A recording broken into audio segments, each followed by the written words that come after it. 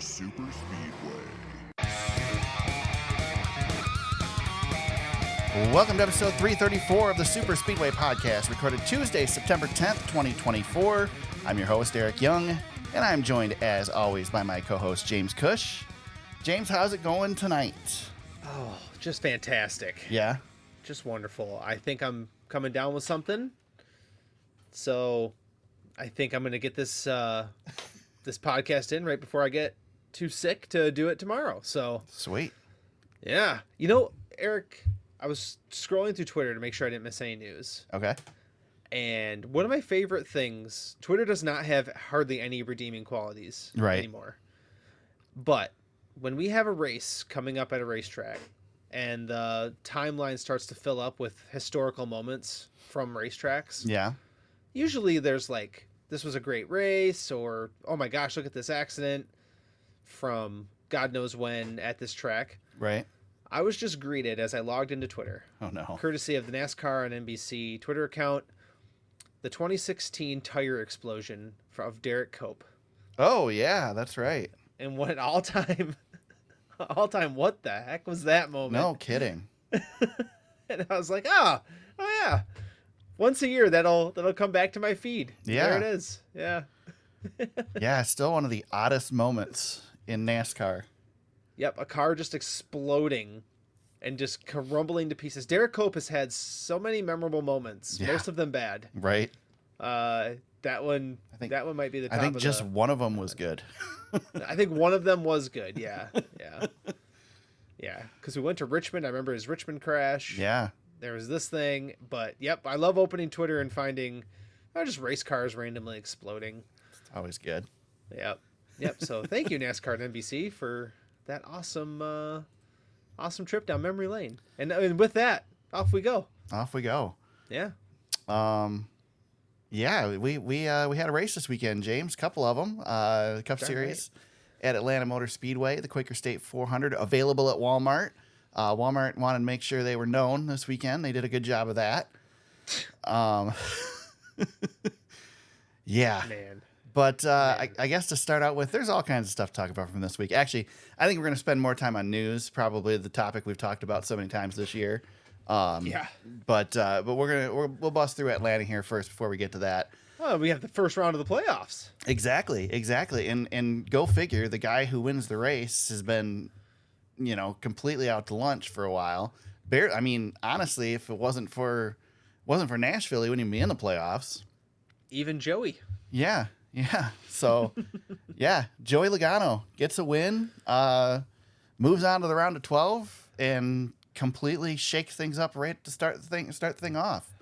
Yep, certainly did. And so, what do you think of Joey Logano's performance here? Is this something that we need to take note of, James, or is this it's a super speedway style race at the beginning of the playoffs? What the hell do you expect? Right. Joey, I don't want to say like Joey gets like, I don't think Joey like gets hot, during the season at any given time. Right. It's just like when he's on, he's usually on. He's just one of those guys that you could go either way on, right? Yeah. Like you can't ever count him out. And I would have thought, so last year, just rewind 1 year, he gets eliminated in the first round because he wrecks out at Bristol. Right. And if Joey does not win this race on Sunday, there's a very high probability that Joey Logano could have gotten eliminated from this playoff. Like, just on points alone, because he's probably going to be okay at Watkins Glen, and he'd probably be okay at Bristol, but, you got to get through here clean, and beyond clean, if you win the race, you're in really good shape. So mission accomplished. He doesn't have to really worry about it. I think the next set of tracks also lines up well for Joey. I think we're looking at a round of 8 at the very worst at this point now. I don't want to guarantee he's going to the round of 4, but definitely the round of 8's within his grasp now. So Dale Jr. had a good discussion on his podcast today about it, and it was basically along the lines of, okay, now, we're still not expecting a ton out of Joey Logano, but if you were to take Joey Logano and take any of the drivers in the playoffs and match him up one-on-one with those drivers, who does he have? Who is he ranked behind? And like the list is pretty small, really. It's a short list. Yeah. If you look at these guys, I mean, you put them up against someone like Ty Gibbs, Brad Keselowski, he's got them, no problem. I mean, sure, you get into the Kyle Larsons, you get into the Christopher Bells, maybe even Ryan Blaney. Then you start to question Tyler Reddick, William Byron, but the rest of these guys, man, he could beat no problem. So you just don't know with Joey Logano. You just don't know. Yeah, it's weird. He's got one of his career, if you simulated it 99 times out of 100, I feel like we're in like the simulation that's like 50 or 60% of what he maybe could have been, and he's still super successful. Yeah. He's got two cups. Yeah, he's the only one of only two-time champions right now. Yeah. He does have a long, strange road to cup greatness, but nonetheless he is an all-timer, and here we are again, like, crap, Joey Logano. And what do we always say about the playoffs too, especially when you win this first race of a round, right? You get to look ahead. Yeah. And now Joey Logano and that 22 team, and I think this is good for all the Penske guys, they're looking ahead already, and there's a reason Penske's won 2 championships in a row here. They get to the playoffs, and especially with Atlanta, like, the Fords were fast, and now Joey wins the race. You're looking ahead. Like, you've got not only like momentum, but you've got, good data and research and all the resources that comes with being a part of the Penske organization. And you're like, okay, the ball's rolling down the hill. Let's go. Let's ride this bad boy all the way to the championship. And they're, top 2 right now. So, and if he gets to Phoenix, he's going to be a problem, because that team will figure it out. Yeah, for sure. Because that's what they do. And they've got Paul Wolf sitting up there on the, on the box. He's one of the best. So it's like, yeah, you've definitely got you got a lot of chips in your favor right now. Yeah. Yeah, for sure. And then you look a little further, and you look at the guy who, speaking of people who go either way, the guy who could have, like, 10 wins this season?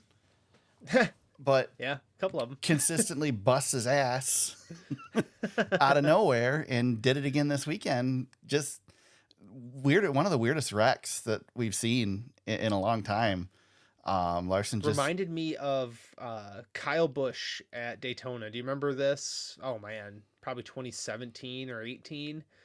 The Gibbs Toyotas were just riding in a pack of 4, and all of a sudden Kyle Busch shot up to the wall. It was the same exact crash. Remind me a lot of Michael McDowell at Texas. Yeah. The car just snaps. Yeah. For Larson. Yeah. Gone. Yep.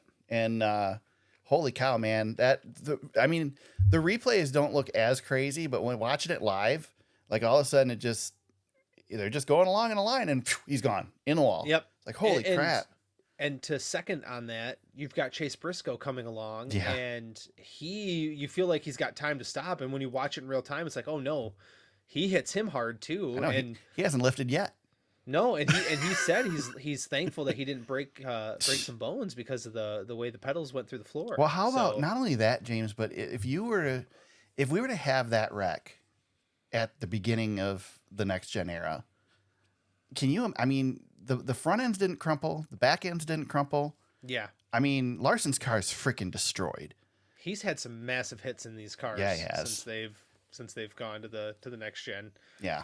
And this is another one, but really lucky that the improvements have been made to this car. And I think, we had a lot of criticism for this car the first couple years. I think they've gotten it to a safety standpoint, James, where I think we can be comfortable with it now.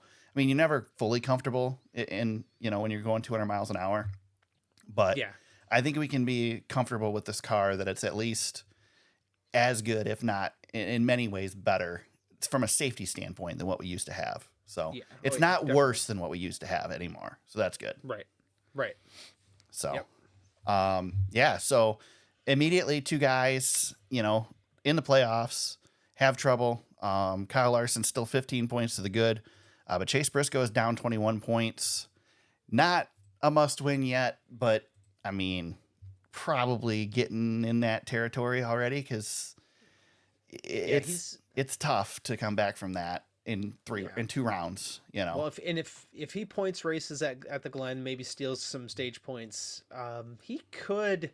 If other guys have issues, I mean, Bristol's a good track for him, so he's not. I don't think he's out of it. Is that what you do? You think you points race at the Glen? Because you're gonna have to make a choice, right? Yeah, he's not going to be fast enough to win the race. I think they got to try to be as smart as possible and try to get the points when they can. I think the points are going to be valuable for him. Somebody's going to have a problem at the Glen. Oh yeah, for sure. You got to have guys come back to you, and Harrison Burton, he'll come down. He's going to come down. Who knows with Martin Truex, the way his luck's been going, I think he might be toast. Right. Yeah. Well, he's next. He's next on the list. His struggles continue as well. Of course, caught up in somebody else's mess, but gets more damage from the impact with Ryan Blaney. Which interestingly enough, Ryan Blaney comes back to finish third from the same wreck, but Truex is out as a result of it, and that pretty much just about put the nail in the coffin for him. In his final season. Not to skip ahead to the Glen too much, but you look at the guys in front here. Blaney's got the points lead. But then you have Bell, Reddick, Byron, Bowman, Cindric, Elliott, Suarez, Larson. Those guys are all great at road courses. Right. And Ty Gibbs as well. Like, those are all guys who are currently in the top 10 who are probably not going to go anywhere on Sunday. So that's the mountain you got to climb for. Even Brad Keselowski in 13th, that's going to be a problem for him. Martin can win a race. It's just, he's just been so bad. I don't think that's feasible at this point. So, yeah. But, it's, I don't know. These points, man, the playoffs, the conversation really does start to shift into, all right, how are we going to navigate through this next, you're looking at one race, you're looking at the next race ahead and mapping it out. And I think, kind of bringing our discussion back to Atlanta though, Eric, I wanted to talk to you about this. I wasn't a huge fan of Atlanta being in the playoffs, and I still think I feel that way, but definitely the randomness of this track now has definitely shown itself. Because I think you've got some contenders that are not so much in trouble, but the pieces to the chessboard are shuffled all around right now. You know what I think we're going to find out next year, James? Yeah. I think we're going to find out it doesn't matter what races are in the playoffs. That it might not. No matter what races, what tracks we go to, where they end up in that round, they're going to be significant because there's 3 races every round, except for the final one. And so you're always going, there's a reason that the playoff race at Kansas is a bigger deal than the spring race at Kansas because all the pressure amps up, all the stakes are all on the line, So I don't think it really matters that much. I think every one of these races has a potential to have those random moments, and that's just the product of this next gen car as well, and the style of racing that we have now. Atlanta's supposed to be a super speedway style race. Don't call it a super speedway if you're talking to Dale Jr. God, he had a whole fit about that today. But, it isn't, and it's starting to lose that already. And I don't know. I think, again, we race kind of this style of racing on all mile and a halves now. So they all kind of fall into that category. We see weird things like this happen all the time. And when there's just 3 races in the round, it has the potential to happen every single week. So yes, it does. But definitely randomness here at Atlanta, or maybe lack of it too. Like we did have this, but we didn't have the big wreck that we were expecting until the last lap. And the big wreck we and Denny Hamlin were expecting. But we've raced at Darlington as the first race in the playoffs, and how many random moments have we seen there as a result? Right. So this is not unique to Atlanta as being the first race. I think it's just something you're going to see every time you put 16 drivers and put this much pressure on them. I sit here and argue that there's too many cars or too many drivers in the playoffs every year, but when you've got half the field in the playoffs, something random is going to happen to somebody. Yeah. Well, and I think the next gen car has shown its randomness as well. Like Richmond was random. Darlington was random. Daytona, we're still learning this thing, there's still a lot to learn. And then you throw in the aspect of a track that is changing by the day. You Yeah. know, this is a completely different race than we saw in the spring, which was a pretty different race from what we saw last fall. You know, Atlanta's Yeah, changing as we go. that old girl's wearing out quick. Yeah. Um, I'm curious to see whether SMI and NASCAR is going to be willing to accept the fact that it's going to lose the super speedway-esque style of racing, or if they're going to try and fix it somehow or hold on to it somehow. You know what I mean? I don't know if they can. Yeah, it's expensive to keep Yeah, I mean repaving a place. that's the thing. What do? You repave it or you scrape it and seal it? I don't know. I mean, yeah, and the intermediate package by itself is good, so there's opportunity. But I mean, NASCAR is not against shoving the super speedway package down our throats either. I mean, right? No kidding. They continue to do that. But we're seeing passing decrease by large numbers now. Yeah. It was extremely hard to pass on Sunday. And then, you had guys on restarts who were certain that the bottom was the way to go. Like Ty Gibbs was certain the bottom was the way to go. Yeah. But just, and it's just continued variables. Like, and I thought that was kind of fun, to be honest with you. Mm-hmm. There was like a little bit of unknown to how to race this thing. And, it was just about who was in the right place at the right time. And, when the Walmart sign fell, we were shaping up for a good finish. His shoe dropped. Yeah. Literally on the racetrack. Right. It did set up a really intriguing restart with Penske versus Trackhouse. Yeah. And it was just the Penske guys were a little bit better at pushing and got their guys out front and this kind of sealed the deal. But I think too, to mention this, it's always the same players up front at this thing. I mean, I didn't have Suarez in my fantasy lineup because I'm like, there's no way Suarez is going to do this again. Yeah, I didn't think there was a shot for him to be up there. Suarez was right there. Especially Ross when he started in the back too, Yeah. Oh yeah. Yeah. Like, Ross Chastain was a player at the, in the spring Atlanta race as well. Like he was around and there he was again. Yeah, he's like irrelevant all season long, but we run at Atlanta and he's right there. Go to these speedways. Yeah. Ross shows up and, and it suits his style because when he gets in front of people, he's always 5 cars wide. So it's a great place for him when he gets going. Brad was in the mix for a little bit. Yeah. But all those guys who are good at this, they're always around. The only one was Hamlin, who I don't know what they were thinking, to be honest with you. I know he's defending himself and playing the data, but this is what, not to say I told you so or anything like that, but this is Denny Hamlin's problem. It's been his problem his whole career. Just overanalyzes this stuff. Here's the thing. Just racing it. Like, if you're good enough in the points, you can have a mulligan in the first round. The problem is you don't take an intentional mulligan. No, you can't do that. That's like thumbing your nose. You got to attack. And to run a race like they ran, what a freaking terrible strategy. Just absolutely terrible strategy.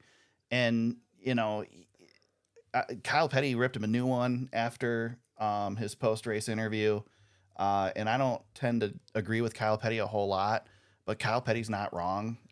This type of thing, this is the reason that you're not allowed to skip a race, because Hamlin basically skipped a race.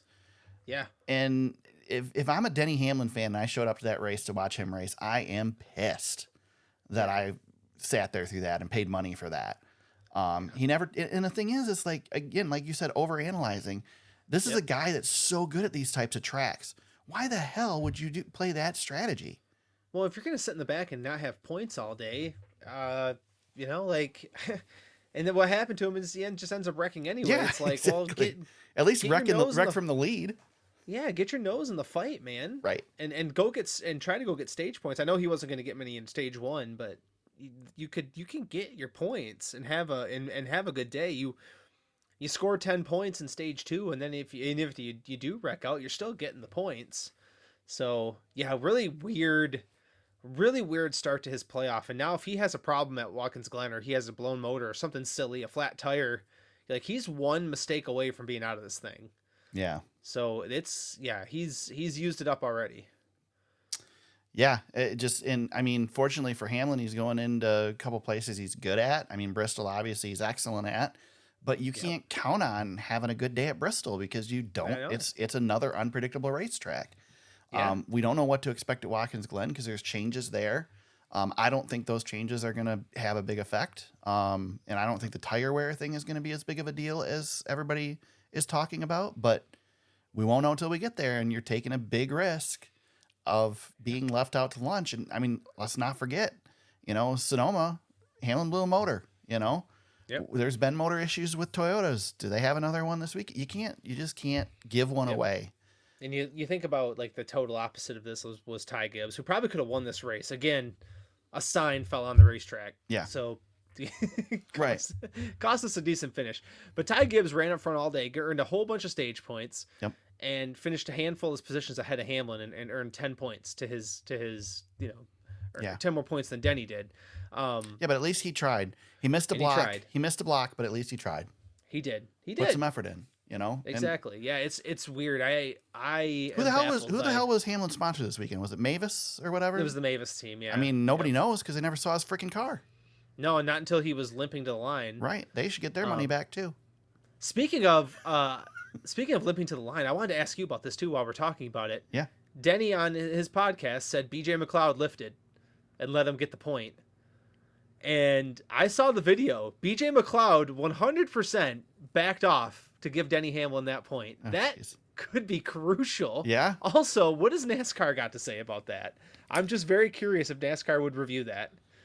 I don't know. That could have implications, man. 1 point means a lot. It depends. It depends on which person reviews it. Is it the person that made the decision not to penalize anybody for Daniel Suarez going below the line, the double line? Oh, the stupid double line rule. I mean, because that should have been a penalty, right? Probably. I don't care which one gets the penalty. It should have been. I know. You either got forced or you improved your position. Man, I don't know. The rule says that line. I'm getting sick of that. It's a terrible rule. Every time it comes up, it's a terrible rule. I know. Completely ridiculous. And I know BJ McLeod's not earning any points in the Cup Series, but right. Still, like giving up a spot on the track for somebody else. NASCAR hasn't said anything about it, so I think they're going to let it slide, but I don't know if they should. I mean, Denny didn't try all day, so what difference does it make? Yeah, he didn't try all day and was given 1 free point for it. Right. I mean, this is, to me, like, so you and I are going to disagree on a topic later. We've got a lot to disagree on. But I don't think Denny had a very good weekend, and then he goes and basically takes a race off in front of NASCAR too. Like, I don't know, man. To me, if it would have happened any other weekend, I'd just go whatever. But it was almost like, and I realize that it's not his team he's doing it with. He's doing it with JGR, so I'm sure that's not the case. But don't you kind of have this feeling like Denny's like, well, screw it. What the hell am I racing for? Like, screw these guys. He wants that championship too much. He's not going to get it that way. When he loses the championship this year, I'm going to laugh because I mean.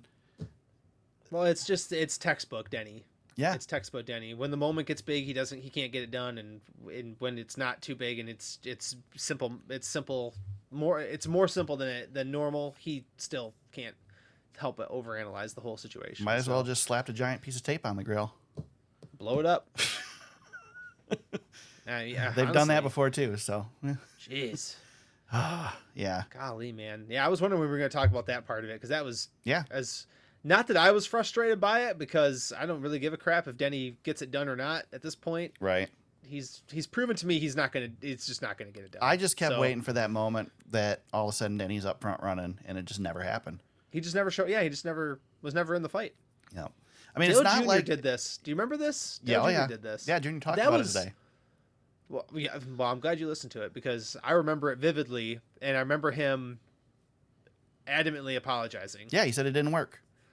And he was like very frustrated with himself about it too, because he knew like, oh man, I really screwed up. Yep. Oh yeah, he had stuff to say about Denny today too. He was not his employee. Yeah. His employee, Denny. Yeah. Oh. He did not think that it was a good strategy. Oh well, they can talk about it. Yeah. An action is detrimental. Guy who did have a big points day, Austin Cindric. Great day for him. Yeah, he was in the hunt to win this thing. Yeah. For quite a while. I thought he might pull it off. Yeah, 27 points to the good now. A guy we had led 92 laps. Yeah, guy we were expecting to be out. Looking won pretty, a stage, pretty good. won stage 2. Yeah. Yeah. Finished second in stage 1, won stage 2. That's how you do it right there. I'd be pretty happy if you're Roger Penske right now with the first round. Oh my God, 46 points out of top 10 and 46 points for Austin Cindric, and Ryan Blaney pushed Joey Logano to the finish. Yep, got to be thrilled. Yeah. They scored the three most points on the day outside of Bowman had a great day too. Yeah, those guys scored a ton of points. Yeah, both him and Blaney, great strategy to pick up the points in the stages and let the last stage fall how it does, and it worked out for both of them. There was a while there where I thought the Hendrick boys were really looking sharp. Because Bowman, Elliott, and Byron, especially Byron was really like, he was lurking. Like, he was 5th place, it seemed like, all day long. He was just there. Yeah. And then things shuffled around those last couple of restarts. Right. And didn't work out for those guys. But I gave Bowman some crap going into this playoffs, but he showed up and showed out. He's going to advance. He's going to advance now. He dealt with plenty of crap this week, so. Yeah, he's definitely looking like a driver who's going to make the round of 12 without any problem after that performance. That was a really strong day. Mm-hmm. I don't know if it took him getting pissed by the rumors that were starting to go around on media day about him not having a ride next year. The rumors that Brett Griffin started. Thank you, Brett. Brett's not letting off the gas on that either. Did you see that? No, he's not. And Junior took a shot at him today too. Okay. Well, Bowman's his boy. Yeah. Junior very much protected Alex Bowman, but Brett, he's gonna do that. Brett commented on Reddit today that there are 5 drivers signed by Hendrick to race in Cup next year. Where is he getting this stuff? Well, the only one I can think of that he's talking about is Justin Haley. Possibly. Because Justin Haley's his boy. He's been on the Haley train. So, but he's rumored Haley to be everywhere, and Haley hasn't gone anywhere. Last time Haley talked, he said he's staying where he is. So. And the rumor was Bowman would go and be with Rodney over at Spire, which when I heard that, you may think that's a downgrade. Right. You may, but I was like, being the lead dog over there with Rodney Childers, that's not a bad position to be in. A lot better than being maybe the 4th driver at Hendrick. 4th dog at Hendrick? Yeah, I don't know. That was interesting to me. Anyway, I digress. Again, like you said, we're going to talk a lot about news today. That was right. That was a big news item in the week. It was circulating, but again, Bowman was everything he needed to be Sunday. Like, I take shots at him all you want, and I'll have fun at his expense from time to time. But when he shows up like that, you can't say nothing. That's a shut up hater moment. Yeah, you just go out there, you just do your job, and now you're in the hunt. Because if you can make the round of 12, you're in really good shape. So yeah, for sure, good for him. James, do you have any doubts that Kyle Busch is going to win a race before the season's out? No, he's going to win a race. He's got to, man. He's been right there. He ran. I mean, he didn't finish. He didn't get stage points at all, but points don't matter to him at this point. He's one of the best this season. I know he's had a hard season going into road courses. He is one of the best performers on road courses in the Cup Series. Yeah. He's got Watkins Glen and Bristol, where I think he's going to be a problem. So, yeah. Oh yeah, Bristol. He's going to be good at Bristol. Nothing to lose at Bristol. If there's tire wear, he'll be good. Yeah, really good. Absolutely nothing to lose for him. So go out there and win the sucker. He can just race as hard as he wants. Yeah. Yeah. And he ain't got to race for points. He can just strategize for the win at Watkins Glen. So, yeah, he's gonna be around, dude. He's gonna win a race. Yeah. I'll say it. I think he'll win a race. He's the only one in the top 10 finishers of this race that's not a playoff driver. So led 24 laps. Yep. Been leading consistently. Man, he's got to be just kicking himself that he didn't get it going sooner. Yeah. Well, I mean, it wasn't even that he didn't get it going sooner. He just cost himself points. At various points in the season. Dude, go back. They actually have run well this year. They just were bad at too many points. He finished 4th at Michigan, second, and then 7th on Sunday. Yeah. Terrific. It's just a couple weeks too late. Yep. Just a couple weeks too late. Yeah, if you take away the couple of those races that he got like no points because he wrecked out of them, Well, yeah, he had an issue at Iowa, broke, crashed at New Hampshire, crashed at Nashville. That's 3 weeks in a row. Top 10 at Chicago, crashed again at Pocono. Yep. Like, those are all 27th and worse out of those 4 out of those 5. Yep. But yeah, just kicking themselves because they could be in the hunt. Yeah. Too bad. It's too bad. Daniel Hemrick with an 11th place finish. Justin Haley with a 12th place finish. Good runs for those guys. Corey LaJoie, 15th. Kind of off the radar here at a track that he's normally has been really, really good at. But go ahead. Shout out to Ross. Ross drove a great race. Oh, hold on. Was a good... Hold on. No. No, Go ahead. I want to savor this moment. Go ahead. No, let me okay. make sure. Okay, say it again. You got 2 recording buttons going? Yeah, I do. Say it again. shout out to Ross. He was a good teammate. He drove a really good race. He wasn't wrecking anybody. He made me nervous. He wasn't wrecking anybody. He did end up in the wall on the last lap, not of his doing. He was just a victim of circumstance. But Ross ran a really good race. Yeah. Yeah, he wasn't gonna. That was the one thing Suarez knew he wasn't getting past. Oh yeah, Ross was gonna push him as hard as he possibly could. He did too. He did. He kept him up there. Yeah, he did.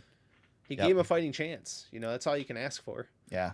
Yeah, Ross Chastain as an ally might be even better than Ross Chastain as a playoff contender, you know? Yeah, well, if he's on your side, especially on if you make it to Talladega, that's what ally means, James. Yeah. I know you're not real familiar with that word, but that's what it means. Isn't that a sponsor of the series too? Don't they? Yeah, something like that. Aren't they doing something? Yeah. Something. Jimmy Johnson had it for a while. Yeah. Anyway, yeah. There was one other thing I was going to mention here, but now I've lost my train of thought. You had to get your cracks in. Yeah. You got too excited and had to get your cracks in. Yeah, I did. Yeah, I guess I don't have anything else. That's all right. Yeah, not a bad. What'd you think of Atlanta overall? Obviously, again, the track is changing. Dale Jr. called it beginning of the year, called it the best ticket in NASCAR. Kind of backed off on that a little bit this week, but still said it's a good one. Yeah, it's okay. I still love it, man. Yeah, it's not as exciting as it was. Now it's starting to it's normalizing a little bit, but it's also, I think the product is regressing just because of the wear and tear of the track versus the package that we run there. So yeah, I'd like to see NASCAR continue to tweak on it. NASCAR's got to continue to tweak on it. My absolute dream, and I haven't really, I mean, I've kind of mentioned it at times, but I've never really come out and said this is what I want to happen. My dream is for them to put 5 more degrees of banking or a little more than that into Michigan and make it a true super speedway. So I get to live it through Atlanta. So I really like what they've done there. I know that's not a popular opinion. Guys, I named the podcast the Super Speedway. I love super speedway racing. So, yeah. So, I mean, I would love to see, the old, Texas World Speedway in Michigan instead, Yeah. I would love to see a race there with the modern Cup car because that track would have been magnificent if they just smoothed it out. I feel like it's a damned if you do, damned if you don't situation because the intermediate package with this race car is so good. And Michigan's decent right now. I still wish we could pass. Michigan's really good right now. Yeah. It's not. No, I wouldn't go so far as to say it's really good. I would say it's good. And I think it's even better now because it's the only one like it. Well, but I tell you what, Michigan at one point, not in the too distant history, NASCAR would come to that track every August and they would be testing something. Yeah. There would be new rules there, and the races it was god awful. Yeah, and the races would suck even worse if they just freaking paved the roads in Michigan with the same stuff they paved that track with. Oh my God, that track is aging very nicely and it's racing very well. So yeah. I hesitate to even touch it. How many weeks ago was Michigan? We got to stop talking about Michigan. It's my fault. I know. Well, it's our home track. Yeah, I know. We talk about it from time to time. It's all good. I'm joking. Speaking of Michigan, the Michigan boy was the highest finishing rookie in this one, 16th place for Carson Hocevar. Speaking of Michigan boys, actually, that's where I wanted to go. It wasn't this comment, but I remember my comment. So Eric Jones, one of 2 guys pretty much who could run the outside line in this race. He looked really good. Yeah, he was up there. I don't remember where he ended up finishing, but I don't think it was great. But 26th. But definitely made himself known and visible in this race.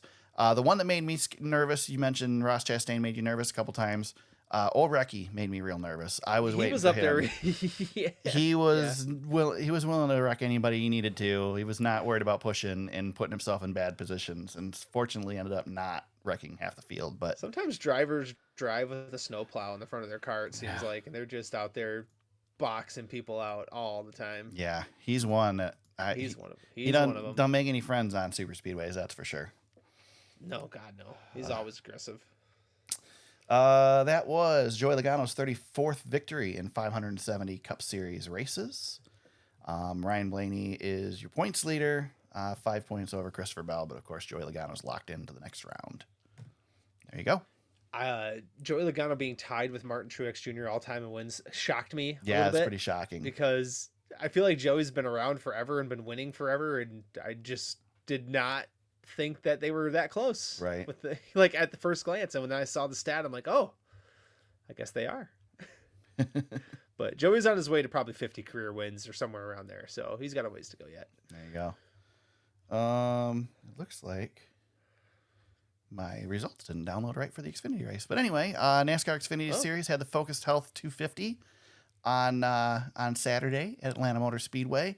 Freaking Austin Hill again at this place, dude. I don't know why people continue to push him. I don't know why people continue to work with him. Like, I mean, you're just giving the thing to him. He's so damn good here. Well, But, and Chandler Smith, I got something for Chandler Smith. All I really right. like Chandler Smith. I think he's great. I think he's good talent. Yeah. When you've got the run to take the lead, I don't care how many laps are to go. If you think it's early or not, dude, just go get it. What are you doing? He had it with 4 to go. Well, all he had to do was make the move. And then he makes it too early at the end and then whines because the guy who's and not his teammate didn't push him.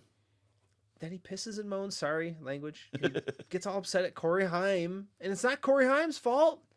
Corey Heim's trying to win the damn race. This was discussed on DBC. I think it was Corey Heim's fault because Corey Heim does not like Joe Gibbs Racing. Well, and he made a move to try to win the race, regardless of Chandler being there or not. Corey Heim made a move. I thought he made the right call. Yeah.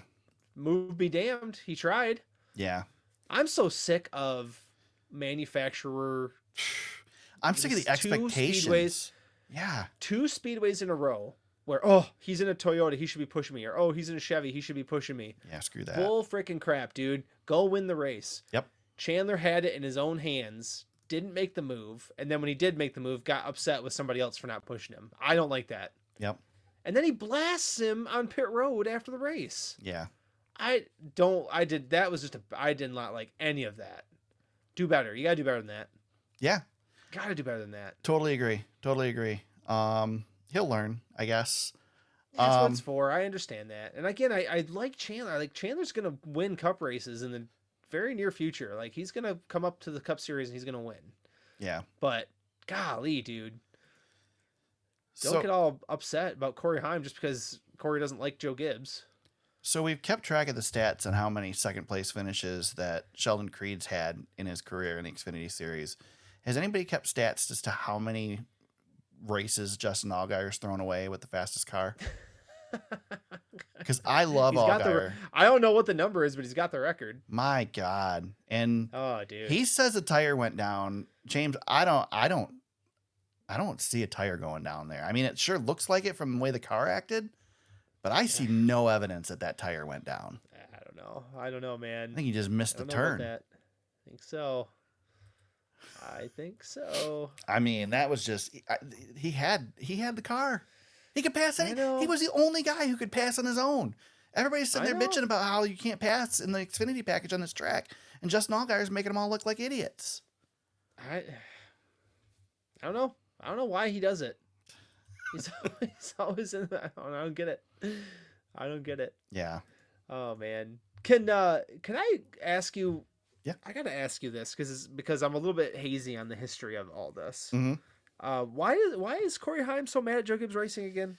So this was talked about on DBC, and of course, in that case, take it with a grain of salt. But apparently, him and Ty Gibbs had some run-ins in the ARCA series. Oh, and ever since then, let me put it this way, and I don't disagree with him here.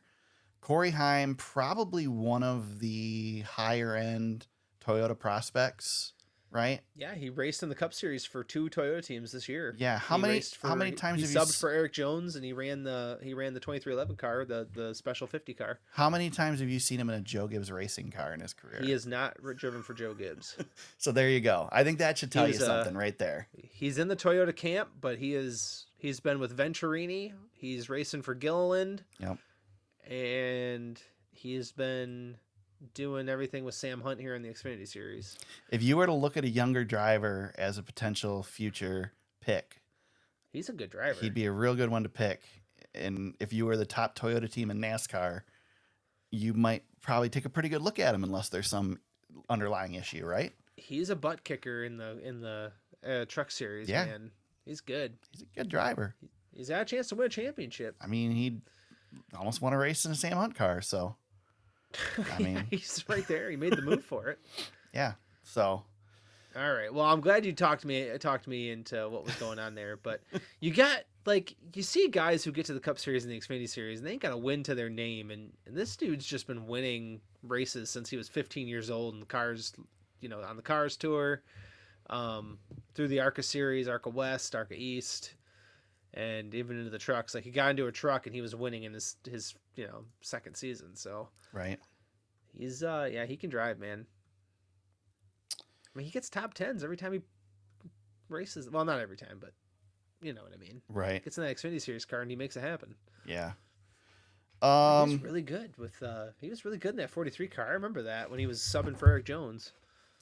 It's good. We have 2 races left for the Xfinity Series in the regular season for them. Everybody else in the playoffs. Xfinity Series still rolling here. Ryan Sieg is 44 points out. He's the only one that really, I think he's the only one who has a mathematical shot of getting in. But it's looking like we're going to need a winner to win at the Glen or Bristol to get into the playoffs, other than the 12 we've got right now. Anybody you're seeing that you'd think even has a shot at this, James? I mean, Ryan Sieg's run well. Yeah. Brandon Jones, I guess, could win at any time, but he hasn't. The one. Yeah, I mean, he's won in the past, so I know he's kind of the odd man out there now. But Josh Williams was up toward the front at one point in this one, and I'm thinking, oh man, yeah, he was. He really was. A race for him to win and win at Atlanta, the race that put him on the map. That'd be kind of cool for him, but yeah, Parker's in right now. Yeah. And he'll be good at Watkins Glen, I think. Yeah, Parker's pretty solid. He's 74 points to the good. He's not going anywhere. Yeah, he should be fine. Parker's not going anywhere. He'd have to really bomb. Man, it's so hard because guys from the back of the pack or the mid pack in the Xfinity Series, they just don't win races. Right. It's just far and few between. Like, this was their last chance, I think, for anybody to win their way in. Yeah, so. You're really looking at a couple teams that are winning all the races. Yeah, I mean, Jones at Bristol comes to mind. Like, I don't see why he couldn't hypothetically be in the hunt for that. And he's done that too, where he's won races that he's just there. Like, yeah, and he's had really good strong runs back when he was with Gibbs the first time. Yeah. Obviously, like Martinsville comes to mind when he got completely destroyed by Ty Gibbs. Right. But he was going to win that race. Yeah. Yeah. Things go differently. So maybe it's just hard, man. It's hard when you're on the outside looking in. Yeah, definitely. And like I said, Xfinity Series is tough, man. If you're not racing for JGR or Junior Motorsports, it's a big hill to climb. So, yep. Well, there you go. There's your NASCAR Xfinity Series for Atlanta. I don't have the highest finishing rookie and all that crap because, like I said, the results aren't right on NASCAR media. So. Let's talk some news, James. Not much to talk about this week. Pretty quiet, media day. Threatening signing of a charter agreement. Nothing, not much at all, right? No, not much at all. So what do you think of this charter situation? You don't know it yet because you haven't seen it, but the show title, Unchartered Territory. I like that line. Yeah. So, all the teams sign a charter agreement with NASCAR except for 2311 and Front Row Motorsports. Those are your 2 lone holdouts at this point. A lot of chatter about threats from NASCAR. Deadline set at midnight Friday night. If you don't sign, we're going to take your charters away.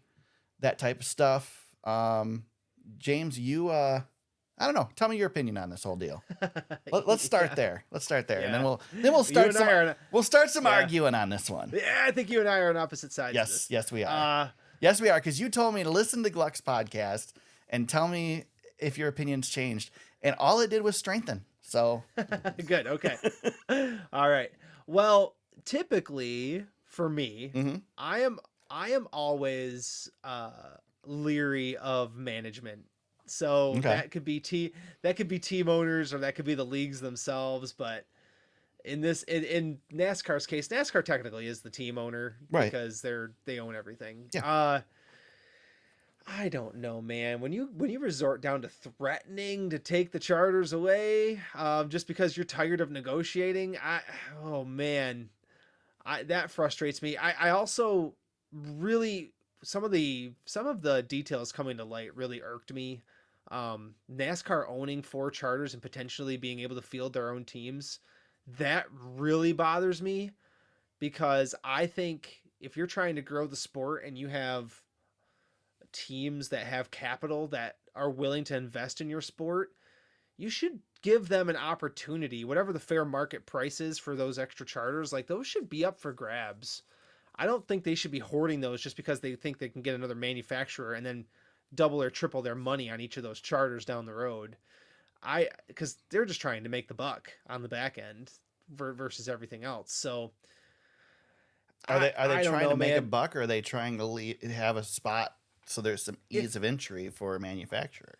No, if you have a new manufacturer who wants to come into the sport, wouldn't it be better to have good partners who are already established to get them in the door versus having to bring on somebody new? Well, if you're going to grow a sport, though, how do you grow a sport with the same guys? Well, I mean, our ownership group is getting, I don't know if you've noticed, but our ownership group is getting smaller, not larger.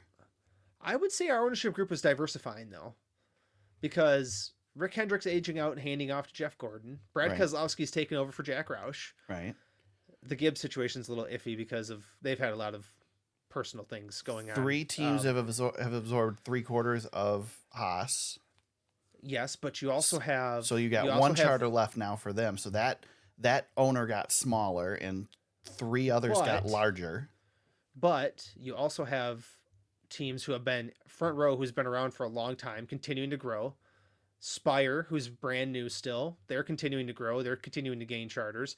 2311, brand new, fully invested in the series, by the way. Did you say front row is new? They've been around for a while. They've been but they're new to competing. Oh. They are a legacy team, but they are growing. They are attempting to grow, right? Right, which is what the charter system was designed to do.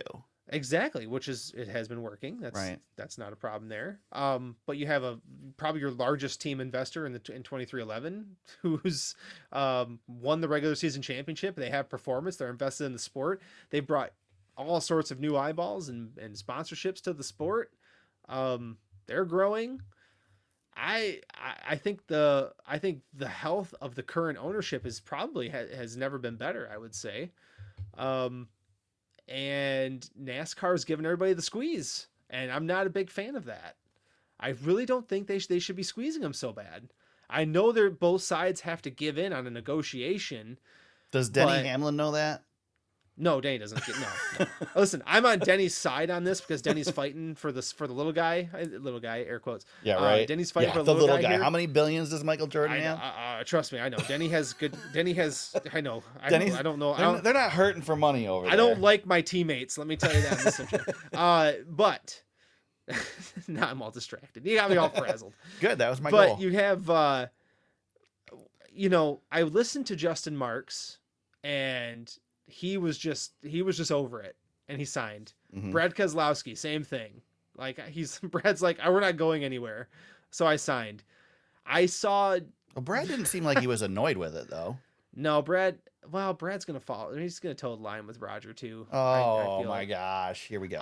But also, Rick Hendrick, exact quote, I was tired. So he signed the deal. That's not a reason to sign a deal because you're tired. I don't know, man. I don't like NASCAR giving them the big squeeze. That's just where I'm laying in on it. First of all, you got to set a deadline. If you don't set a deadline, it never ends. Yeah, but nobody set the deadline. NASCAR did set the deadline. They said midnight on Friday. This is the deadline. Sign or you're done. But is it a deadline if it keeps moving? It as far as NASCAR is concerned, it hasn't moved at all. Well, it was supposed They've got 2 teams that don't have charter agreements in a few months. They set a deadline at the beginning of the year. They set a deadline in the summer. They set a deadline at the middle of the summer, and now. But did they set an actual deadline? I don't know that we actually knew what the date. See, the part of the problem is we're arguing about something we don't know a lot about. I agree with you there. But yeah, Eric, say, saying saying sign here or we're taking your stuff, doesn't that seem a little I'm going to be careful how I phrase this. In light of the debate tonight, doesn't that sound a little Trumpy to you? Well, here's Can I say that? I Can I say mean, it like that? Are you going to bleep that out? no. I mean, Trump is a brilliant businessman, James. So, Sure. no, but seriously, if the teams don't sign a charter agreement, the charter agreement ends December 31st, right? The current charter agreement ends December 31st. Yeah, that seems to be the case. So if they don't sign the new charter agreement, what happens? Pretty sure, we don't know the exact wording, but pretty sure the rule or the wording is they lose their charters. They get to run as open cars? Well, whatever, but they don't get to keep the charters without the agreement. So right. It's not so much NASCAR's taking the charters away; it's that they're agreeing by not signing to not have charters. But that's part of the agreement. You can't. Right, but they don't get to keep a charter if they don't sign the agreement the charters are under. Listen, here's the thing.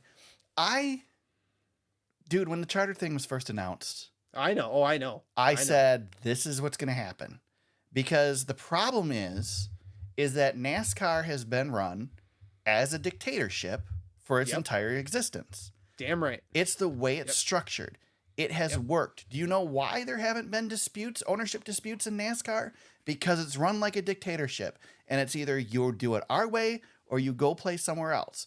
There's a reason that that's not what happens in the NBA and the NFL and the MLB and the NHL when they have these collective bargaining agreements, because it's not a dictatorship there. It's so.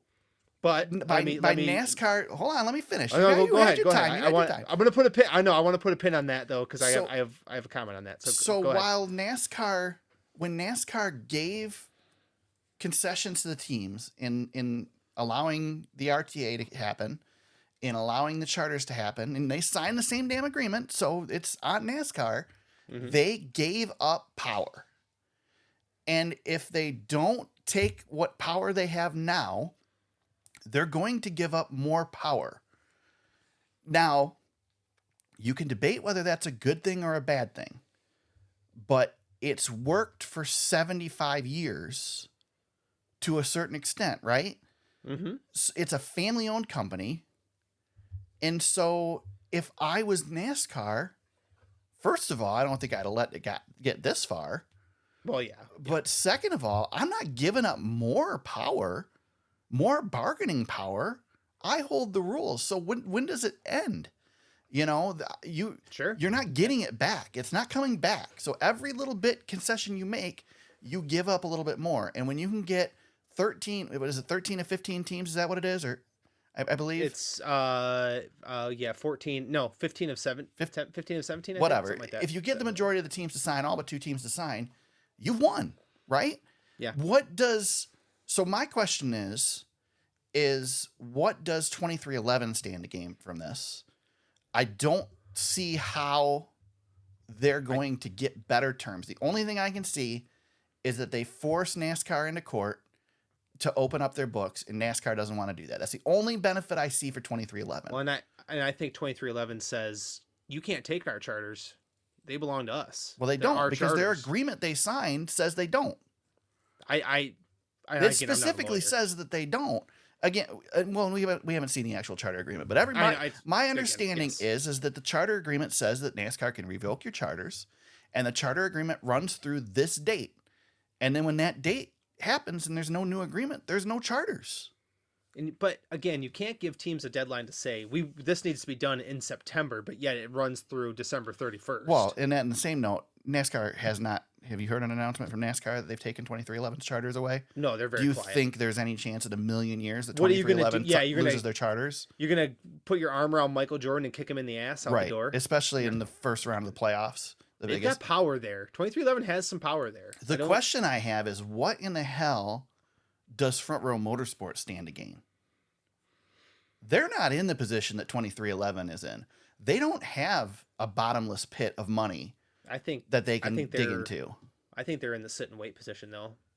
Like, if something does change, they're the first ones to be able to to scoop it up. I don't know.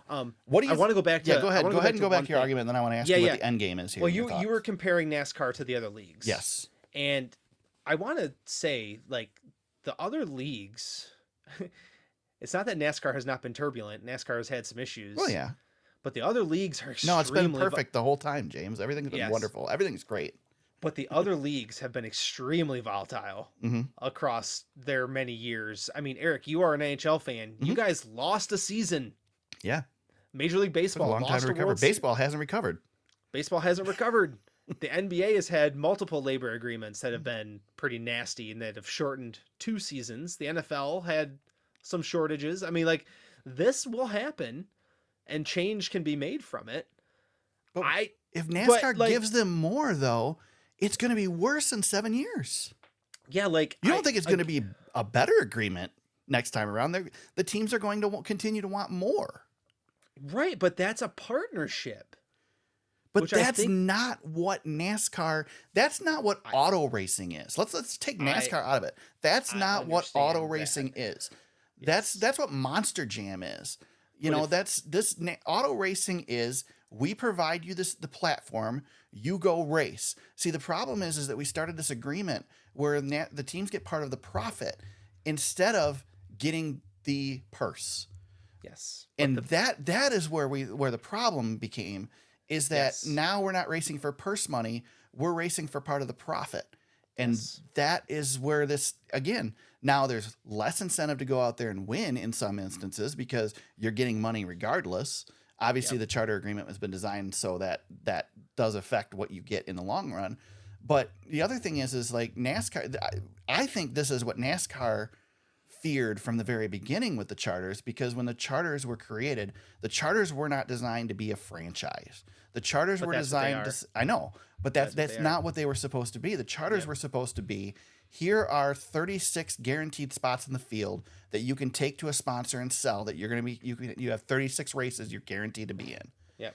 That's what the charter system was. The teams made them into a franchise are trying to, but they're not, because they're not unlimited, which is what the teams want. That's the big holdout from my understanding. And when to compare it to the NFL is very difficult, right? But when you think about the NFL, who runs the NFL, Eric? If you had to, if you had your... I don't even freaking know. Okay, well, I'll tell you. Roger Goodell does not run the NFL. No. Jerry Jones runs the NFL. Jerry Jones, Robert Kraft, and all of those billionaire owners who own franchises run the NFL. Which is what NASCAR is trying to avoid. However, when you create a franchise system, you get into bed with all of these owners. You have for lack of a better term, you are married to each other. You know how you solve that problem? You let charter agreements expire because they don't sign the contract. But here's the other problem the teams and NASCAR have. The current model is completely broken. Yeah. Sponsorship models, and it's been broken for years. Yeah. Years. Do you think it's going to get better when half the season's on streaming? No, it's not. Because how do you sell a sponsorship to a race that you don't know what it's going to bring in? Right. Until you actually see those numbers. But Amazon doesn't care. Amazon just wants the content. Right. But that's not the team's problem. The team's problem is sponsorship. Right. And that's the problem. That's why the teams are fighting so hard. That's why they did fight so hard to get a bigger piece of the pie so that they don't have these problems. And then you have NASCAR, who's working on the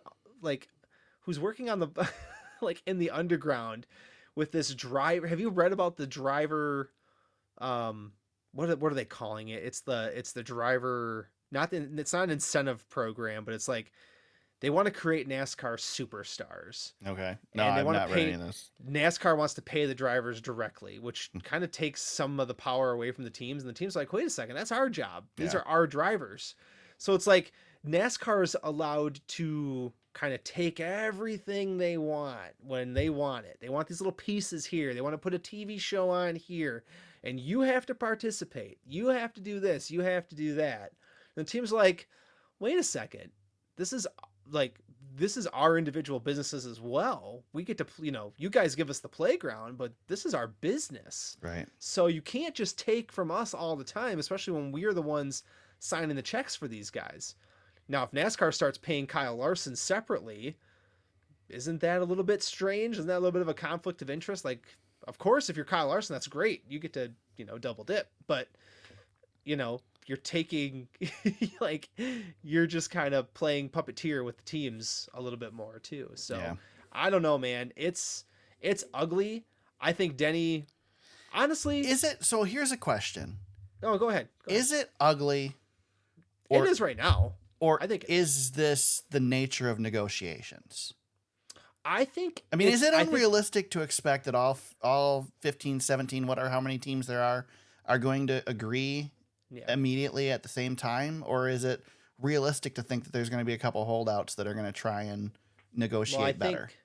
I think, like, if it's something is really good for Rick Hendrick to sign, and even he's like, he's got it in writing, like, he was tired, he didn't want to do it anymore. Right.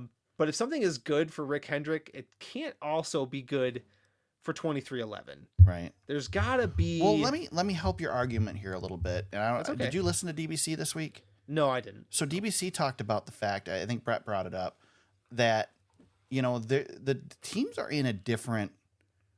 Their rank in this whole thing is different. Rank's not the right word, but their position in it. Piece of the pie. Well, because there are teams like Hendrick and RCR that, and Joe Gibbs, they didn't buy charters. That's right. They were given charters when the system started, which I personally thought was insane, that we just gave the teams that were involved charters that are suddenly going to build value. Your biggest investors. But so they were given charters, whereas 2311 bought their charters. Yep. Spire bought their charters. These Front Row is trying to buy a charter. These teams are buying their way in when the price is a lot higher.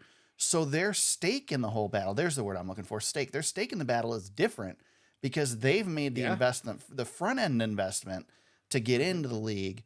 Whereas the other teams didn't. I mean, they did. Hendrick had to make the investment. They made it over years and years and years and years. Yeah. And we're gifted with a charter system as a result, or gifted with charters as a result. They showed dedication to the to the dictator. So, but I mean, there were other ones like, I mean, I remember when the charter agreement was formed that there were teams that got charters that are like, well, they just got a charter because they happen to be running full time right now. Like they didn't earn that. Like Hendrick did and Penske did and all that. Yep. So anyway, so the stake is different for the different teams too. So I get that. And the charters are changing like very quickly in front of our eyes. I mean, remember when charters were selling for $4 million and we were like, wow, that's amazing. What's this? I can't think of a team that sold back then. I don't know. Let's say BJ McLeod. BJ McLeod made $4 million. Right. He actually earned something for his team. Right. That's amazing. And now you've got Stuart Haas selling for what, $20 to $40 million of charter. Yeah. Dale Jr. said he anticipates a day when it's $150 million to buy a charter. Oh yeah. If you want to get into pro sports, that's what it's going to take. And it's going to take outside investors because you can't. And he said that's what people like Michael Jordan are seeing, these outside investors that are coming into our sport because they see the upside. They've hit the upside in their sports. So Michael now Jordan there's all this upside here. Yep. And Michael Jordan just cashed out with the Charlotte Hornets. Yeah. Michael Jordan, speaking of gifting people charters, Michael Jordan was kind of gifted the Charlotte Hornets a long time ago. And he got a really good deal to become the owner of that franchise. Had it forever. And the NBA and all sports teams, to be honestly, are selling for, they're in the billions now. Michael Jordan's like, okay, I've had my fun with the NBA. Boom, sign me. I'll still be a minority owner. Give me a couple $2 billion. I'm out. And that's how this game is played. And it's not one person buying these franchises. It's it's investor groups who see the value in the long term. So that's the thing we got to be careful of. What's the end game here, James? What do you think is the resolution of this? What do you think happens in the long run? I like that there's at least one team out there that's like, hold on, let's keep fighting it a little bit more. Denny's going to lose. Okay, that's kind of where I'm at too. Denny's going to sign. He's going to lose. He's going to sign before the end of the year, and he's going to bitch about it for another 7 years. That's fine. But yeah, he is going to lose. But I think in the long run, so all these teams have signed, right? We've got 7 years on the table. Yeah. It's not going to get pretherr. We assume we don't really know any of the terms at this point. We assume 7 years because that was the discussion.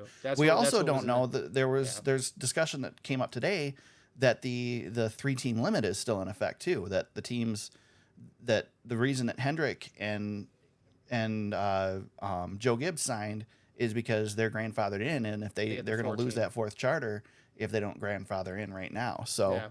So that's possible too. So we don't really know the terms. You mentioned NASCAR holding charters. We don't know if that's part of it. We don't know any of this at this point because none of these details have come out. And how much will they?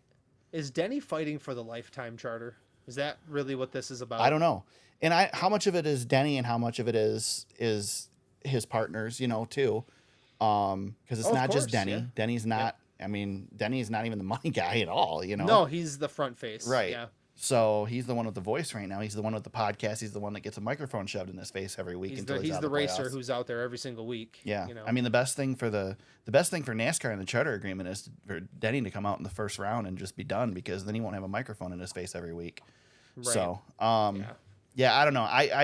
The end game, I think there's no way that Denny, that front row in 2311 get different terms than the other teams. There's no way that NASCAR goes back to the other teams and renegotiates after they've all signed. Yep. There's the only end solution is that the 2 teams that are left end up signing. But I mean, fight it out to the end, I guess, right? I do think that if you pay more for a charter, it should matter more. Not all charters are created equal. I get that, but but how do you? I know, you can't. NASCAR is not. I mean, I guess NASCAR is getting money. The NASCAR, I think, gets a portion of the money for the charter sales, don't they? Oh, I think they do. So, yeah. I don't know. Like I said, the biggest problem we have, you and I especially, but the media in general, is that we're all arguing over a bunch of stuff we've never seen. We don't know the terms of what we're arguing. We don't even know honestly, we're only getting one side of the story because NASCAR hasn't spoken about this at all. Everything NASCAR said is, things are rosy and wonderful and great. Yeah, NASCAR's angry. I think the biggest concern I have, James, is that 38 weeks out of the year, NASCAR and the teams are in the same place. Yes, they are. In the same facility. The spotters are, 20 feet away from the top NASCAR officials. The trailers are parked right, and there's 6 NASCAR haulers parked right next to all the team haulers. The team owners are there, all this, and they don't ever freaking talk. That's what concerns me. Yep. There's no, you hear all this talk about drivers who don't ever hear from NASCAR. That's Denny what bothers Hamlin me. said nobody from NASCAR came to present Tyler Reddick with his regular season trophy. Yeah. That's an eyeball opener because that's a message being sent. NASCAR doesn't do that on purpose. Denny's on a freaking soapbox. He's never going to say anything positive about NASCAR. I understand that, but that's a message being sent by NASCAR. Yeah. That's or an oversight. Games. Or an oversight, but probably. It's not an oversight. There's no way. They would not do that to Joe Gibbs. Yeah. I don't know. They haven't done it to Joe Gibbs before. Yeah. It's interesting. Yeah. Phelps wasn't there for a reason, man. They're doing it's both sides here. Well, there you go. I'm glad we had the argument, James. I'm glad that I won. We didn't get anywhere. I'm glad that I won. That's fine. I always like winning. So you know what? I'll give it to you. I'll let you have it. I'll let you have it. Other news this week: Alex Bowman, unbeknownst to him, is in the hot seat. Question mark. He's been in the hot seat pretty much ever since he was named as the replacement for Dale Earnhardt Jr. at Hendrick Motorsports. Yeah. Obviously, Brett Griffin's stirring the pot. Freddie Kraft's stirring the pot.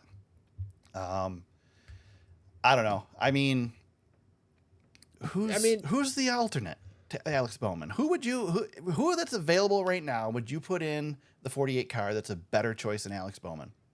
See, that's the tough part. There's drivers you could go try to get, but you're not getting them. There's guys who are locked up. You just can't get anybody off the street. Yeah, everybody says, "Oh, Kyle Busch." Every time there's a seat open, Kyle Busch is going there. No, he's not. He's under contract with RCR.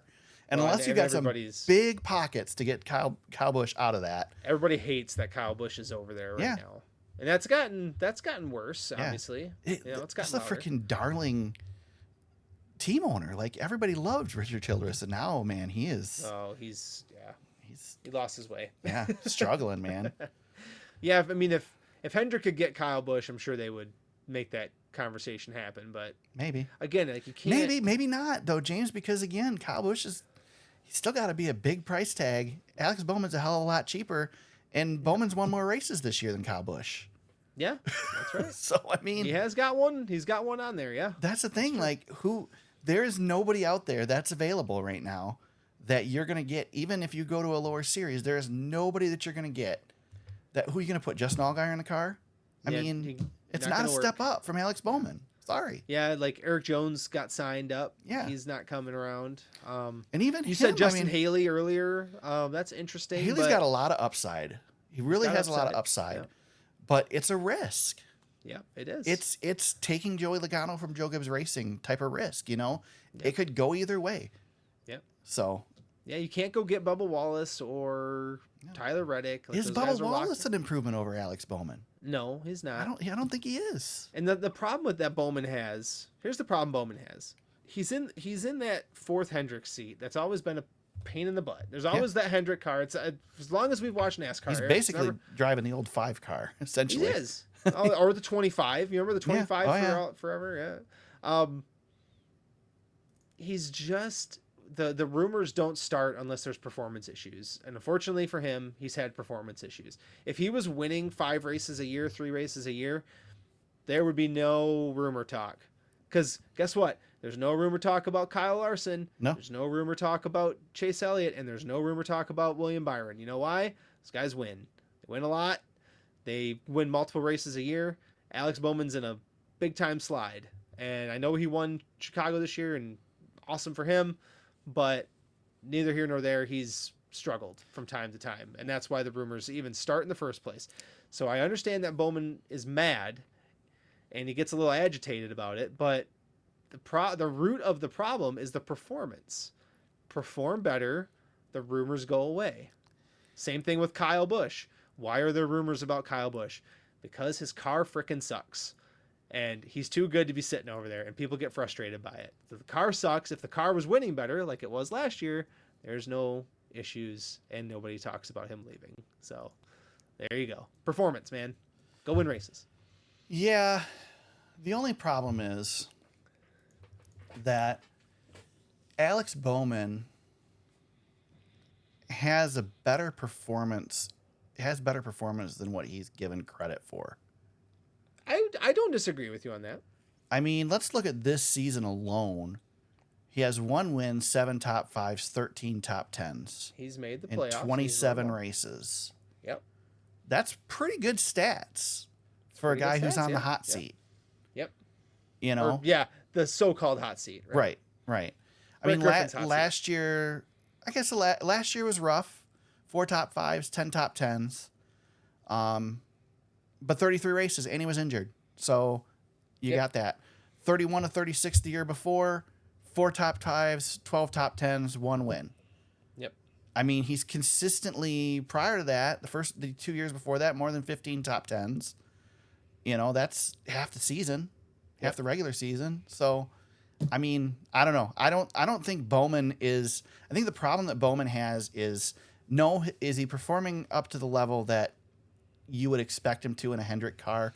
No. But he's also on a team with 3 superstars. It's hard because you're at Hendrick and you're expected to win. Right. When you're at Hendrick, you're expected to win. And you've got potentially the best driver we've ever seen in motorsports on your team. You've got the most popular driver who for once can win races, which hasn't happened in a while. And the other guy made the Final Four and won the Daytona 500. Right. So I mean, you're going to look bad on that team regardless.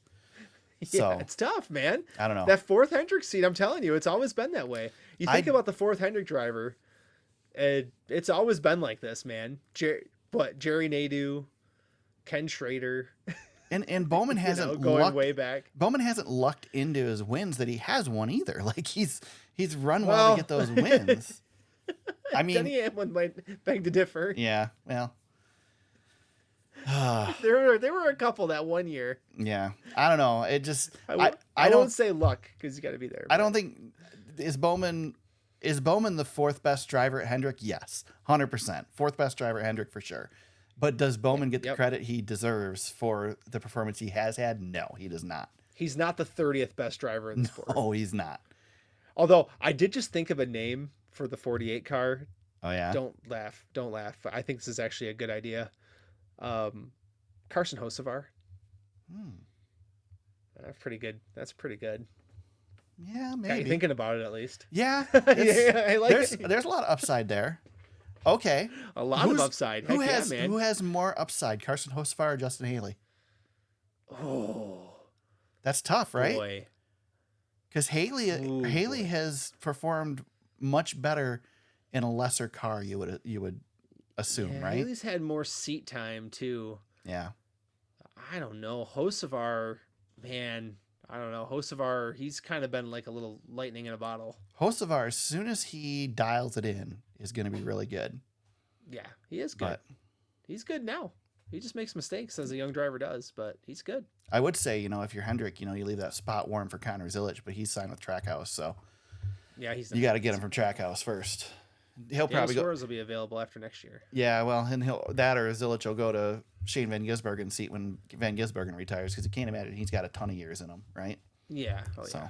But, he's gonna make his money though. Yeah. There you go. We've gone pretty long here. Let's bust through this last news item. Big shocker this week.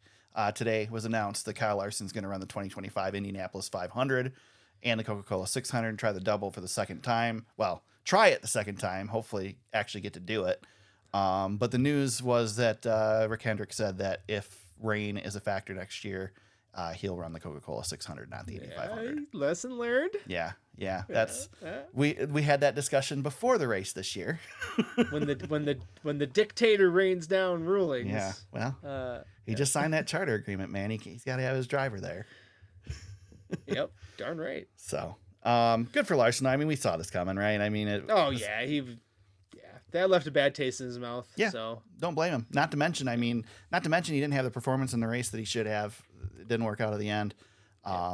He's certainly got some opportunity to do something special if he gets a shot this year. But I'm not picking him to win both races next year. So no, okay, that's fine.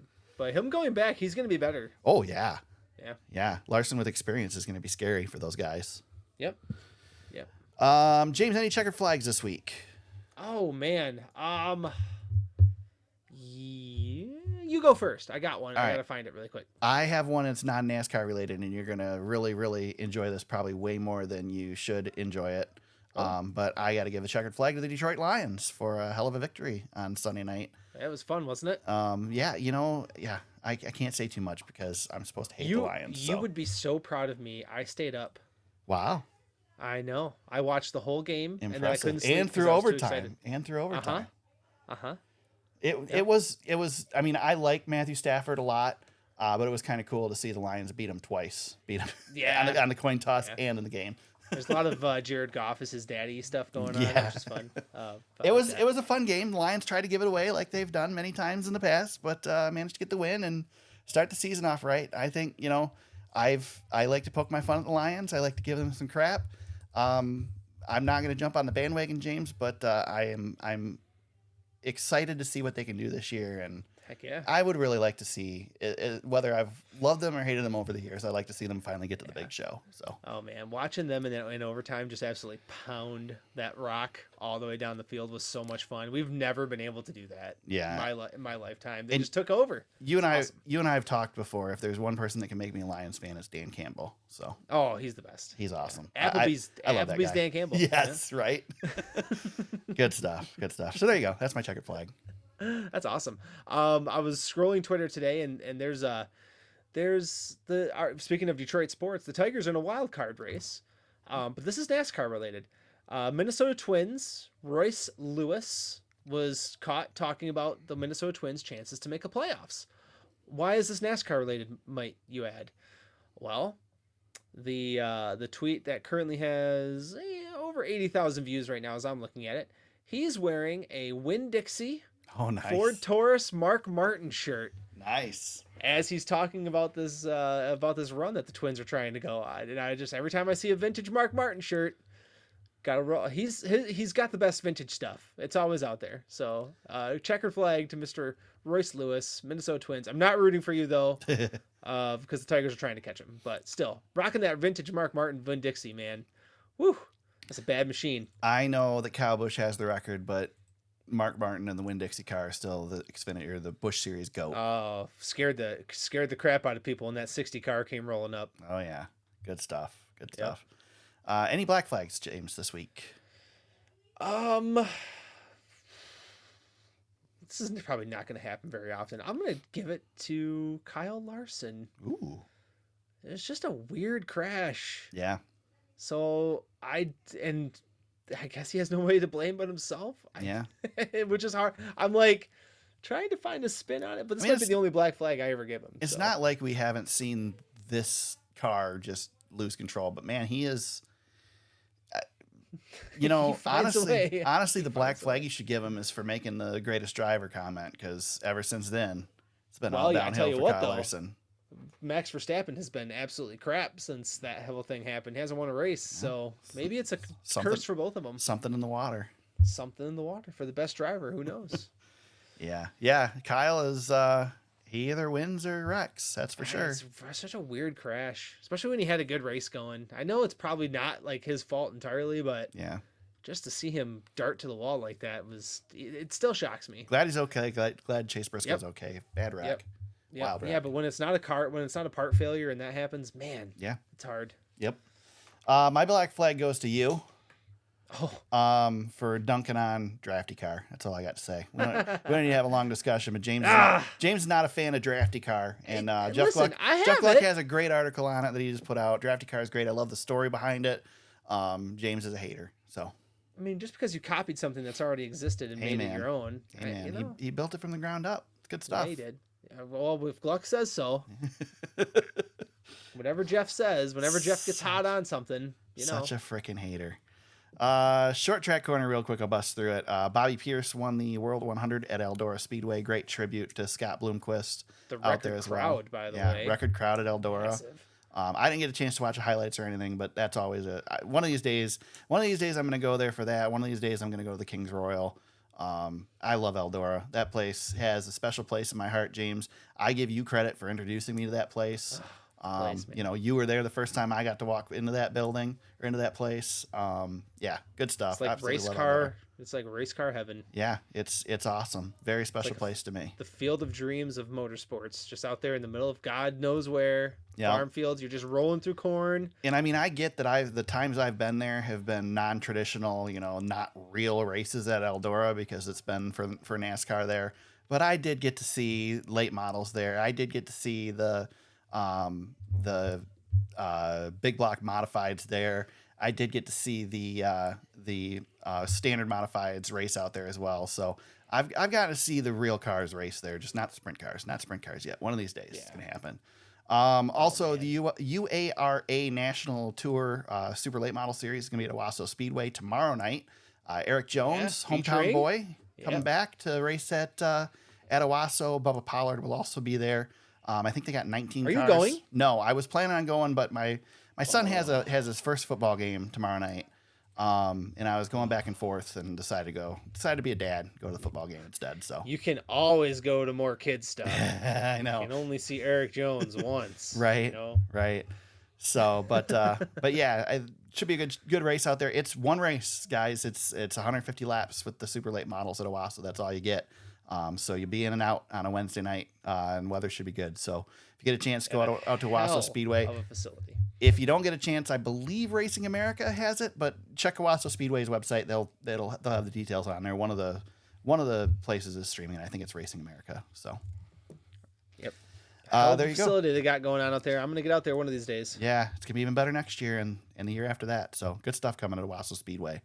Watkins Glen International this weekend. NASCAR Cup Series in action with the Go Bowling at the Glen, not Go GOW as I have in the notes. Go Bowling at the Glen. Bowling? Yeah, right. Go Bowling at the Glen Sunday, 3 p.m. Eastern. The NASCAR Xfinity Series in action on Saturday with the Mission 200 at the Glen at 3 p.m. on Saturday. I believe the ARCA Series is in action this weekend as well. Truck Series is off. I get first pick this weekend, James, and I'm going to make it real nice and simple, and I'm going to go with the guy with the better average finish here without having a win, and I'm going with Christopher Bell as my pick at Watkins Glen. Good. So I looked this up for my pick, and Hendrick Motorsports has not lost at the Glen since 2016. We're getting close to a decade's worth of wins. So which Hendrick Motorsport? You're going with Alex Bowman? I was thinking about it. Honestly, I was thinking about it after I had him missing the missing in the second round of the playoffs. Probably a good pick. All good runs must come to an end, and this is the week where the Hendrick cars do not get a win, and Tyler Reddick goes to victory lane. Tyler Reddick. I will tell you my secondary pick, because I didn't realize whether I was picking first or second. My secondary pick was Larson. So, yeah, he's going to be a problem. Yep, he's going to be up front all day. He will. He'll be good. Yeah, and Byron will be up there.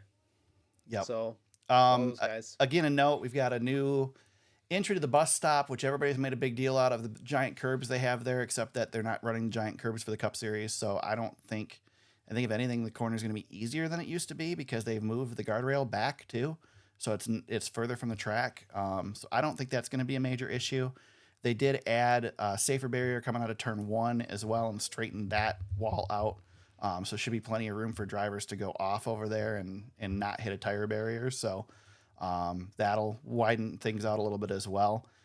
Rumors are 4 seconds of fall off on the tires, except that was during testing with like 3 cars on the track. So I think once you get a full field of cars on the track, that's going to go away as well. So optimistic, but very cautious about what we're going to see at Watkins Glen this weekend. So there you go. James, Fantasy League. How'd that go this week? Man, I forgot to pick again this week. So the race started a half hour earlier than I thought it did. So I was going to make my pick at the last minute and then found out the race was already started. So. Well, Green Eggs and Hamlin has been on this podcast before, Taylor. He has now won 3 in a row. And 2 years ago, he was trying to chase me down for the title, and I ended up holding him off. This year, I'm doing everything I can to get back caught up to him, and cannot do it because he keeps frickin' winning. So much so that he's a Michigan fan, and I have started calling him Green Eggs and Stallions because he's cheating. He is cheating. I don't know how he's doing it. I don't know how he's manipulated the system, but there's no way. He cannot continue to win every single week. But he put another 50 points on me this week. So Green Eggs and Hamlin, 3rd win in a row, 255. Smoking Grill Racing and Team Justin tied for 2nd at 225. And then I was next at 205. So I'm hanging around, but going the wrong direction. Overall standings, Green Eggs and Hamlin, 5,225. I am at 5,083. So he's stretching out the gap just a little bit on me. Team Justin, not too far behind me. He's less than 100 points back. He's in 3rd. Eric, you are... it doesn't 10th. matter. Do I even bring up Watermelon James anymore? That's over. Yeah. I don't know. Crushing him. Absolutely crushing him every single week. So 9 more weeks and that stupid fantasy league's done. Oh, my God. I can't wait. Me too. I don't want the season to end, but I want fantasy league season to end. I spent this whole season frustrated that I could not get out of 6th place in this league, and I was stuck there, and I finally got within 10 points of being in 1st place, and I cannot gain on Green Eggs and Hamlin. It is the most frustrating experience of my life. Well, I'm gonna win this week though. I'm gonna call it right now. On that note, I love fantasy then. So I am winning this week. Yeah, it's the enemy of my enemy is my friend. So if it frustrates you, I'm happy with it. Oh my God, every week I hate that stupid thing. James, where can people find you on social media during the week? At James Cush on Twitter. You can find me at TSuperspeedway on Twitter. You can find us on Facebook at facebook.com/TheSuperspeedway. Our website is thesuperspeedway.com. You can find the podcast on Apple Podcasts, Spotify, YouTube, Amazon Music, Audible, and iHeartRadio. Wherever you found us today, please subscribe and continue to listen to new episodes each week. If you want to leave us an audio message, go to anchor.fm/TheSuperspeedway, and you can leave us one, and we might just play it on the show. NASCAR Cup Series heads to Watkins Glen International this weekend for the Go Bowling at the Glen. On Sunday, NASCAR Xfinity Series in action on Saturday. We'll be back here next week to break it all down and talk about whatever charter news comes in the next few days. Until then, everybody, let's go racing.